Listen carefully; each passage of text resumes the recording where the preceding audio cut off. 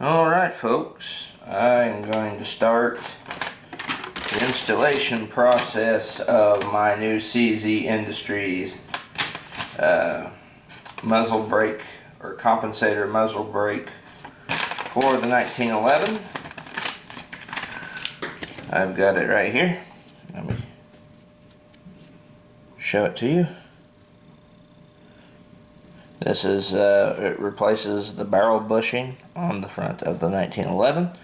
I'm going to attempt this as best I can with what I've got, because taking the M1911 apart is not a problem. Putting it back together, or at least this particular one, is a bit of a bitch. I love my 1911, but when I get her apart, she don't want to go back together because the recoil spring, it's compressed right now in the state that it's in. It's compressed, but I mean, the tension, the dude flies open. Also, if you hear the cat downstairs acting a fool, don't let that distract you, because the cat's going through crazy things, and the dog fights with the cat. It's like a episode of Tom and Jerry. So with that out of the way, I'll try to do this in a somewhat way where the camera can see it. Alright, so right there. Okay, see, because I got it in the detent, I'm getting it out. What's going to be needed done. Alright.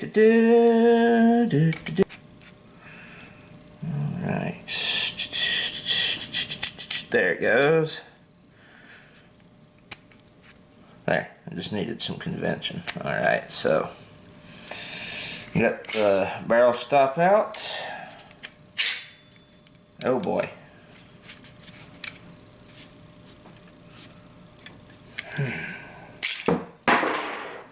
Well, there went the spring guide.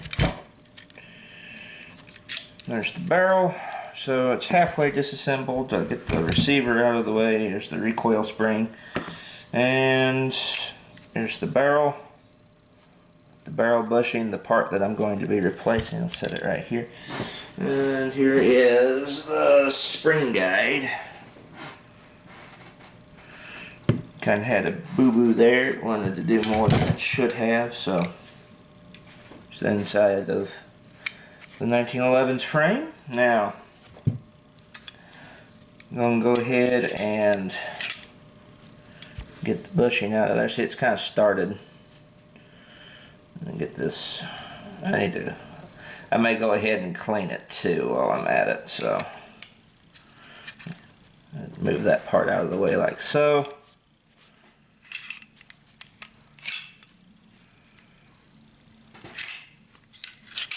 It's been a while since I took him apart, so forgive me for getting some of the things wrong. Alright, so now I got the spring plug to come out. It needed some convincing, so I had to douse it in oil a little bit. It kind of had seized up there in the front where I haven't taken it apart in so long, so I had to convince it. And that sounds like fucking World War down there. Let's see here. Like I said, it's been a while since I had taken my 1911 apart. There we go. There we are. Alright, so. And there's the barrel. I need to clean the barrel. Let me get some wipes. I may as well do a little bit of cleaning on it. Alright, I got some of these rim oil wipes.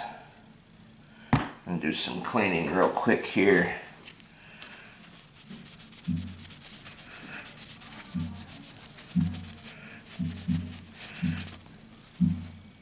Yeah, it wasn't that dirty. I've seen worse on my other guns. I was gonna say I clean it. It's like I don't neglect it. I clean it. I just don't take it apart when I clean it. Not hardly, and the reason, and you will all see the reason why here in a little bit.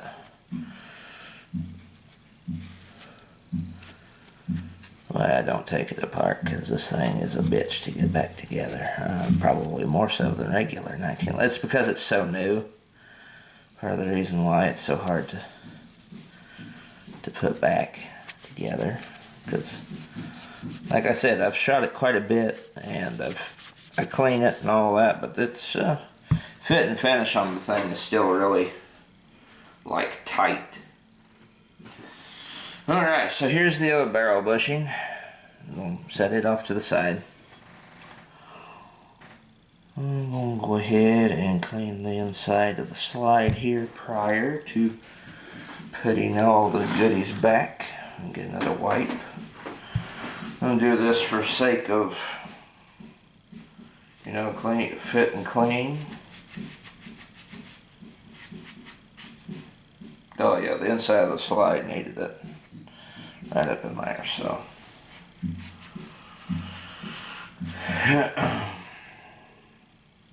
That's why I don't shoot steel ammo or corrosive either, because I don't want to damage my gun's finish.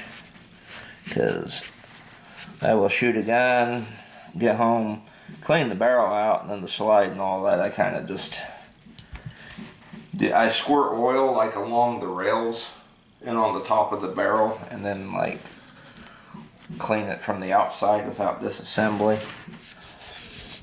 When really I probably ought to take the whole thing apart and clean it, but sometimes you don't get time to do that.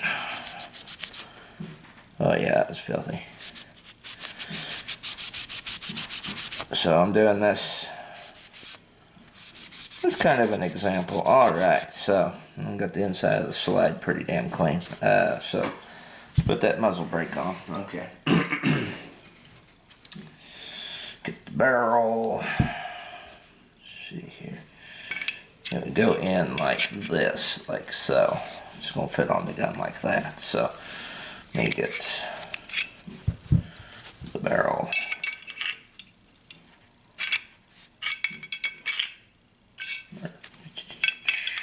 Bad. Was thinking CZ there. Alright, so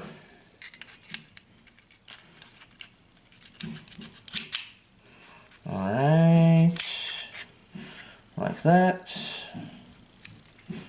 and then bring this in. Probably ought to do this first.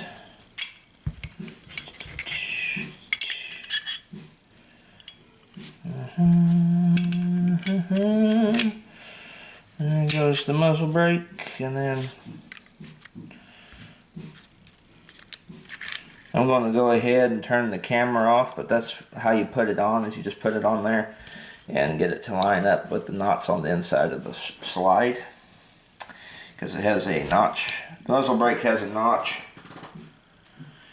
in it, built into it like this one right here, so you can see that notch. It's literally the same thing. I'm going to go ahead and cut the camera, because putting this back together on camera will be a nightmare. And I'll let y'all guys see what it looks like afterwards.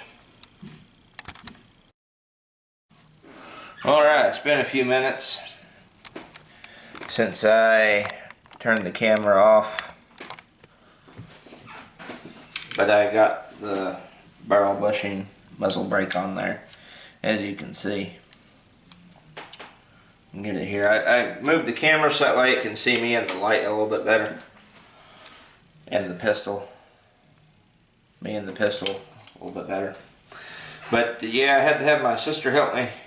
She had to hold. I had her hold the frame and slide together like this while I pushed this and the recoil spring and the recoil or the bushing plug in, and to get it all to snap in place, because switching that part out with this muzzle brake switched up how I put it back together. Not to mention that with this particular 1911, but with this particular 1911, the recoil spring on it is a bitch with a capital B. This Now it's not even a bitch. The recoil spring on my particular RA 1911 is a Karen. She's asking for the manager the entire time you're putting the spring in, along with the plug. So you're having to fight.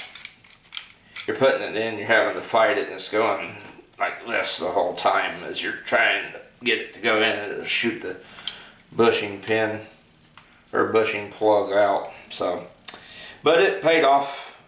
It did. Fighting that spring I did cut my finger, because it came back in the corner of it, hit my finger real good, and I had to get my first aid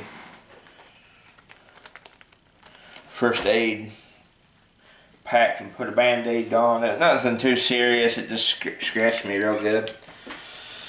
So probably just an issue with this particular 1911, because the recoil spring is very strong on this one. But now my pistol looks like something Agent 47 from the Hitman series would use, with that big muzzle brake there on the end. And the pistol operates and functions just like it did with the old one. The barrel comes through, no issues whatsoever. It just goes right around the barrel. So I can't wait to get out and test it and see how this improves the pistol, if any at all. I'm hoping it will. I'll let y'all get a close-up look of it with the new muzzle brake.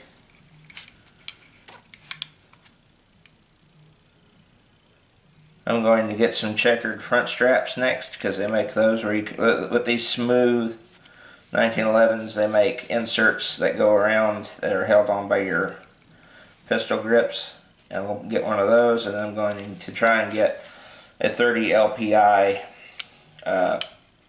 mainspring housing that's checkered with 30 LPI checkering, and then maybe some other little upgrades. I'm thinking about changing the hammer out too, but this is the start of it, that muzzle brake. And I will say it kind of balances the pistol out, because before, this gun, all the weight was right back in here. Right here at the back of the slide and then the frame, but with this on, it kind of balances it out. Now it's kind of just like a medium weight, almost kind of like a weighted compensator, like a match weight that you'd put on the end of the barrel. So this thing might perform a lot better than it did. And the other added benefit is with the holster I've got, it will accommodate that muzzle brake no problem, as you can see there. So installation, while on my 1911, kind of a bitch, but that's more, I'd say more my 1911 than it would be anybody else's. I think that's just because the recoil spring is so hellaciously strong, which I'm not going to change that out, because if I get a lighter pound recoil spring, it might goof up my cycling, so I'm just going to leave it the way it is. And because I don't plan to like start shooting low grade ammo or anything, or do a barrel change or nothing, so I'm gonna leave it alone. But so far, installation for me was a bit of a bitch, but it's a fairly simple thing. You just switch out that bushing there at the end, and then you get a really cool looking tactical pistol, even though this one's still kind of World War II looking. But I'm going to get some checkered straps and stuff for it, like I said, and bring this dude up to looking pretty cool, because these are very cheap pistols, and I could always go get another one, set it up, make it look traditional, but this one I'm going to try and trick out and see what I can get it to do. So anyway, this one Pliskin by 51mm. Hope you all enjoyed the video. I'll let y'all look at it one more time. Here.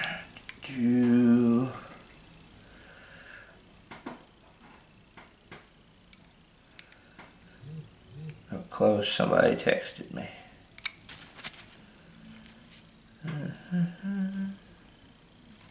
Looks beautiful. Awesome. You always got to wear your tactical gloves, work gloves, when you handle firearms, because there's a certain percentage of people that, like in my AK video, I don't know what his issue was, but he seen me handling that M70 Z-Pap with these gloves on, and I may as well have been like, you know, holding the bank teller. Just like come up holding the bank teller at gunpoint with a gun to the back of his head is how that dude was acting in the comments. So, I don't know. They're just gloves. There ain't nothing, I don't know, but I like them. These are some of the best gloves ever.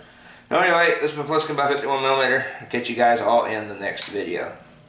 Now give me all your money!